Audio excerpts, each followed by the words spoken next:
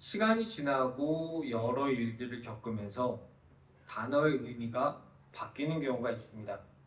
언어가 바뀌면서 사람들의 인식도 바뀌어 버리는 경우가 있습니다. 오늘 우리에게 주신 말씀에 등장하는 복도 그런 경우입니다. 이전에는 복스럽게 생겼다라는 표현은 긍정적인 표현이었습니다.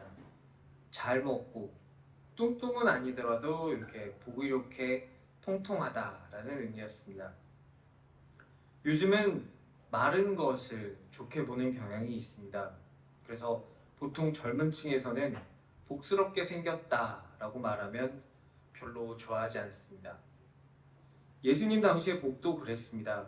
예수님 당시 세상을 지배하는 세력은 로마였고 로마를 지배하는 사상은 그리스의 사상이었습니다. 그리스 사상에서 복은 신들에게 받는 것이었습니다. 우리는 보통 누가 시험 성적이 좋으면 저 사람이 노력을 많이 했구나, 열심히 공부했구나 생각합니다. 반대로 성적이 나쁘면 이번에는 노력을 좀 안 했나 보다, 놀았나 보다 생각합니다. 하지만 고대 그리스에서는 좀 달랐습니다. 시험 성적이 나쁘면 성적의 신이 나를 외면했구나 라고 생각을 했습니다. 연인과 헤어지면 뭔가 잘못해서 헤어진 게 아니라 사랑의 신이 나를 사랑을 거두었구나 라고 생각을 했다고 합니다. 네가 노력을 안 해서 그래 라는 것보다는 좀 편할 것 같은 사고방식이긴 합니다. 예수님 당시 이스라엘은 외적으로는 로마의 지배 아래 있었습니다. 그래서 이 그리스 문화의 영향 아래에 놓이게 됩니다. 다시 초기화 시켜주실래요? 소리가 좀 울립니다. 외적으로는 그리스 사고의 영향 아래 있었고 내적으로는 그들 가운데 바리새파가 생기게 됩니다. 하나님을 잘 믿고 하나님의 율법을 잘 지키려고 노력하는 것은 나쁜 일은 아닙니다. 바리새파의 시작은 적어도 그러했습니다. 그들은 그리스 문화의 침략에 맞서서 스스로의 정체성을 지키고자 했습니다. 하지만 그들은 율법을 문자적으로만 지키는 데 집착하게 됩니다. 왜 그들이 율법을 지키려고 그렇게 살려고 했는지는 잊어버리게 됩니다. 잘 지키고 살면 하나님께서 복을 주신다가 아니고 복을 받기 위해서 사소한 율법 하나까지 다 지켜야 된다고 집착하는 사람들로 변질됩니다. 그래서 예수님 당시에 복에 관한 인식은 구약시대와는 달라져 있었습니다. 그래서 예수님께서는 처음 알려주신 그대로, 지으신 그대로 다시 회복시키시기 위해 오늘 복을 선포하십니다. 오늘 주신 마태복음 5장 3절의 말씀입니다. 심령이 가난한 자는 복이 있나니 천국이 그들의 것이며. 심령이 가난한 사람은 무엇일까요? 저는 어떻게 하면 내가 심령이 가난해져서 천국을 나의 것으로 만들 수 있을까 고민했었습니다. 세상에는 저장 강박증이라는 증상이 있습니다. 가끔 TV에 나오기도 하는데 집안 가득 쓰레기를 쌓아놓고 사는 사람들이 이런 저장 강박증을 가진 사람이라고 합니다. 그들은 그 쌓아놓은 쓰레기들이 다 그들에게 필요한 것이라 말합니다. 다 쓸 곳이 있어서 가져다 놓았다라고 말합니다. 하지만 그것들은 그저 쓰레기들일 뿐입니다. 집안에 쓰레기가 가득 차 있기 때문에 나에게 정말로 중요한 사람, 내가 만나고 싶던 사람, 내가 사랑하는 사람이 온다 하더라도 집에 들어오라 할 수 없습니다. 발 디딜 틈 없이 집안에 쓰레기가 가득 차 있기 때문입니다. 그래서 이런 경우 TV를 보면 전문가들을 불러서 그 사람의 마음을 치료해주고 청소와 정리의 전문가들과 자원봉사자들을 모아서 쓰레기를 몇 트럭씩 꺼내서 갖다 버리곤 합니다. 사람들은 TV를 보면서 와, 저런 사람도 있구나, 어떻게 저렇게 살까 라며 안타까워합니다. 하지만 오늘을 살고 있는 사람들의 마음도 사실은 별로 필요하지 않은 것들을 가득 쌓아놓는 저장 강박증을 가진 사람의 집과 별다르지 않을지도 모릅니다. 조성모가 부른 걸로 유명한 시인과 촌장의 가시나무라는 노래의 가사가 이 상황을 잘 설명해 줍니다. 내 속엔 내가 너무도 많아 당신의 쉴 곳 없네. 저장 강박증 환자는 집에 이것저것 주워다가 쌓아놓기에 누군가 손님이 왔을 때 그를 맞아들일 공간이 없습니다. 오늘날 사람들은 내 속에 내가 너무도 많아서 집안이 가득 차 있는 그런 저장 강박증 환자처럼 그들의 마음속에 누군가를 맞이해 드릴 공간이 없습니다. 심령이 가난하다라는 것은 내가 아등바등 주워다 모아놓은 내 집안을 가득 채우고 있는 그것들이 사실은 나에게 필요한 것이 아니라 내가 버려야 할 것임을 인식하는 것입니다. 그래서 내 안을 다 비우고 예수님을 모시어 드리는 것이 심령이 가난한 것입니다. 내 속에 너무나 많은 나를 다 비워버리고 이제는 내가 사는 것이 아니요 오직 내 안에 그리스도께서 사시는 것이 될 때 천국은 나의 것이 됩니다. 마태복음 13장 44절에서 예수님은 이렇게 말씀하십니다. 천국은 마치 밭에 감추인 보화와 같으니 사람이 이를 발견한 후 숨겨두고 기뻐하며 돌아가서 자기의 소유를 다 팔아 그 밭을 사느니라. 밭에 감추인 보물은 진짜 가치입니다. 우리 하나님입니다. 그것이 천국입니다. 내가 가진 소유를 다 포기하더라도 그것 하나 가질 수 있다면 내가 행복해질 수 있는 그것입니다. 심령이 가난한 자는 그 마음의 우선순위가 바뀐 사람입니다. 이전까지 필요하다고 생각해서 버리지 못하고 다 쌓아놓은 것들, 나의 우선순위에서 높은 중요도를 가졌던 그것들이 이제는 더 이상 중요하지 않게 되는 그런 것입니다. 왜냐하면 내가 진짜 중요한 것, 그 본질을 발견했기 때문입니다. 내가 다 버리고 비웠을 때 나는 나의 진짜 가치, 우리 하나님을 내 안에 모실 수 있게 됩니다. 높은 산이, 거친 들이, 초막이나 궁궐이나 내 주 예수 모신 곳이 그 어디나 하늘나라입니다. 죽어서만 가는 천국이 아니라 이 땅에 발을 딛고 살면서도 내 안에 예수님이 들어와 계시면 그곳이 그 어디나 내가 천국을 살게 되는 것입니다. 우리 하나님은 인간이라는 보물을 위해 자신의 모든 것을 내어주셨습니다. 밭 가는 자의 보물이 그가 다른 것을 다 팔게 해주었던 것처럼 그 밭 가는 사람은 그 밭에 감추인 보물을 발견했을 때 자신이 가진 것들을 다 파는 것을 아까워하거나 마지못해 팔지 않았습니다. 그가 자기가 가진 것들을 밭을 사기 위해서 팔러 갈 때에 그 사람은 기뻐하며 돌아갑니다. 그 사람이 한 행동이 중요한 것이 아닙니다. 이 보물을 팔아서 더 큰 부자가 되는 것이 중요한 것이 아닙니다.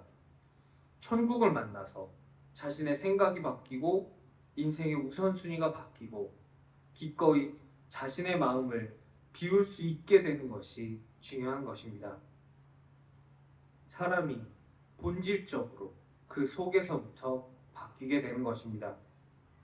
이는 인간의 힘으로는 가능하지 않습니다. 하나님의 영이 임하실 때에만 이 일이 가능해집니다. 여기 모인 우리에게 하나님의 영이 임하셔서 우리가 심령이 가난한 자가 되는 복을 누릴 수 있기를 주님의 이름으로 간절히 기도합니다. 4절 말씀 보겠습니다. 애통하는 자는 복이 있나니 그들이 위로를 받을 것이며. 성경은 여기 나와 있는 이 애통이 어떤 애통인지 구체적으로 말씀해주고 있지는 않습니다. 여러 해석이 이에 대해 가능하지만 먼저는 죄에 대한 회개의 애통입니다. 사사기 10장 15절에서 16절을 보면 이스라엘은 자신들이 범죄한 것을 자각합니다. 그들이 하나님을 떠나 하지 말라는 짓들을 하고 살았음을 깨닫게 됩니다. 그리고 그들은 위기 상황의 앞에서 하나님께 도움을 청합니다. 그들 가운데 있던 이방신들을 다 내쳐버립니다. 현실적인 성공과 부와 명예와 다산과 풍요와 욕망으로 가득하던 그들 속에 가득했던 이방신들을 다 내쳐버리고 그들의 속을 다 비우고 애통하면서 하나님을 찾게 됩니다. 그들이 그들의 죄에 대해서 회개하고 슬퍼하였을 때 하나님은 그들을 다시 생각하시게 됩니다. 누가복음 18장 13절에는 한 세리가 등장합니다. 세리는 멀리 서서 감히 눈을 들어 하늘을 쳐다보지도 못하고 다만 가슴을 치며 이르되 하나님이여 불쌍히 여기소서 나는 죄인이로소이다. 세리는 애통합니다. 여기 나오는 이 세리는 어쩌면 마태복음을 기록했던 세리 마태였을지도 모릅니다. 이 사건은 그가 예수님의 부르심을 받기 전 성전에서 애통하며 기도하는 모습을 예수님께서 보셨던 것일지도 모릅니다. 어쩌면 이 세리는 세리장 삭개오였을지도 모릅니다. 이 애통하고 며칠 뒤에 나무 위에 예수님을 보기 위해서 올라가게 되었을지도 모릅니다. 이 세리는 어쩌면 우리가 이름은 알지 못하지만 세리 출신의 예수님을 따르던 어떤 제자였을지도 모릅니다. 하지만 이것이 마태건 삭개오건 우리가 이름을 알지 못하는 어떠한 익명의 세리건 그는 위로를 받게 됩니다. 누가복음 18장 14절은 저 바리새인이 아니고 이 사람이 바로 이 세리가 의롭다 하심을 받았다라고 말씀하고 있습니다. 그가 자신의 죄를 회개하고 애통했을 때 그는 하나님의 위로를 받았습니다. 애통의 두 번째는 뒤집혀버린 이 시대 속에서의 애통입니다. 다니엘서 9장에서 다니엘은 예레미야에게 주신 하나님의 말씀을 발견합니다. 예루살렘의 황폐함이 드디어 70년 만에 그칠 것이라는 말씀입니다. 다니엘은 하나님 앞에 섭니다. 금식하며 베옷을 입고 죄를 덮어쓰고 하나님께 기도하며 간구합니다. 자신이 사는 이 세대가 범죄하여 패역하며 행악하며 반역하여 주의 법도와 규례를 떠났음을 고백합니다. 그래서 지금 이렇게 포로로 잡혀와 있음을 고백합니다. 우리가 왜 우리의 성전은 파괴되고 우리는 왜 고향을 떠나 이렇게 포로로 잡혀 있는가? 이것은 우리의 죄 때문이다. 자복하며 회개합니다. 다니엘은 애통하며 하나님께 긍휼과 용서를 구합니다. 하나님은 애통하는 다니엘에게 회복의 위로를 선물해 주십니다. 예수님이 세상에 오셨을 때 이스라엘은 헬라 문명의 영향과 오랫동안 하나님의 말씀이 사라진 기근과 전쟁으로 복이 무엇인지 잊어버리며 살아가고 있었습니다. 뒤집혀버린 세상의 가치관 속에서 예수님은 복을 통해서 참 세상, 지으신 처음의 모습을 선포하십니다. 예수님의 팔복의 말씀은 이렇게 살아라 라는 명령문이 아닙니다. 이렇게 살면 복을 주겠다라는 조건문도 아닙니다. 이것은 하나님의 독생자의 선포입니다. 이 말씀은 세상의 가치관과 다릅니다. 그렇기에 세상의 가치관이나 세상의 논리에 의해서 이해될 수도 없고 뒷받침될 수도 없습니다. 이것은 믿음으로 받아 순종해야 받아들일 수 있는 선포입니다. 팔복은 구조적으로는 복과 화의 제시를 통해서 예수님을 따르는 새로운 공동체가 되라는 촉구입니다. 그리고 그 내용적으로는 세상을 지으신 질서의 회복이며 하나님 나라의 복의 선포입니다. 예수님이 우리 가운데 계시며 하나님의 나라가 이미 왔습니다. 여기에 믿음으로 동참하는 사람들에게 우리 예수님은 팔복을 통해서 이 가치관에 입각한 삶을 제자들에게 요청하고 계십니다. 이미 온 하나님의 나라, 이미 발견한 밭에 있는 보화, 이는 내가 가진 것들을 기쁘게 포기할 수 있는 힘을 우리에게 허락합니다. 인간을 그 본질에서부터 바꾸어 줍니다. 사랑하는 신생교회 성도 여러분, 우리도 하나님의 영에 잡혀서 이제는 내가 사는 것이 아니요 오직 내 안에 그리스도께서 사시는 것이라 고백하며 팔복의 복을 누리는 저와 여러분 되시기를 축원합니다. 오늘은 매추감사주일입니다. 농사를 짓지 않는 우리지만 매추감사의 의미를 되새겨볼 때 단순히 수확을 해서 얻는 기쁨보다 더 큰 기쁨을 누릴 수 있습니다. 하나님을 구하고 내 속에 가득한 나를 비워서 하나님의 관계가 회복된다면 하나님께 감사할 수밖에 없습니다. 나를 회복시키신 이도 하나님이시며 나에게 주시는 이도 하나님이십니다. 우리가 지키는 이 매추감사절에는 여러 다른 이름이 있습니다. 다른 이름 그 첫 번째는 매추절입니다. 보리와 밀을 추수하고 하나님께 감사를 드리는 것입니다. 예전에는 곡식의 품종도 지금처럼 좋지 않았고 수확량도 적었습니다. 조선 말 조선에 온 선교사들이 찍어놓은 밥상의 사진을 보면 밥공기가 거의 지금의 국그릇이나 냉면그릇만 합니다. 먹을 것이 많지 않으니 밥이라도 하나 가득 쌓아놓고 먹어야 했기 때문입니다. 구약시대라면 아마 그것보다 더했을 것입니다. 이랬기에 추수 전에는 언제나 굶주릴 수밖에 없었습니다. 아이들 동화책에 보면 가장 넘기 힘든 고개로 대관령도 추풍령도 미시령도 아니라 보릿고개를 꽂고 있는 이야기를 읽을 수 있습니다. 이런 어렵고 배고픈 시기에 보리를 추수하게 해주신 하나님께 감사드리는 것입니다. 농사는 인간이 열심히 한다고 되는 것이 아니라 하나님께서 때에 맞게 이른 비와 늦은 비를 허락해 주셔야 가능한 것이기 때문입니다. 매추감사절의 다른 이름 두 번째는 초실절입니다. 처음 주신 것, 첫 열매를 하나님께 바친다는 것입니다.